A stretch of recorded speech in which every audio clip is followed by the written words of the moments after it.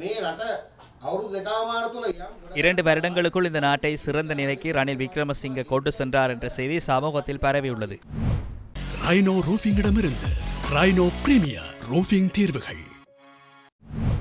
ஆனால் அதற்கு பின்னர் அவரால் செல்ல முடியவில்லை. ஐக்கிய மக்கள் சக்தியாக ஐக்கிய தேசிய கட்சியில் இருந்து பிரிந்து வந்தோம். அதனை சுத்தம் செய்வதற்காகவே இந்த அரசாங்கத்தினால் ஐக்கிய மக்கள் சக்தியில் உள்ள உறுப்பினர்களுக்கு எதிராக முறைப்பாடு இதுவரை பதிவு செய்யப்படவில்லை.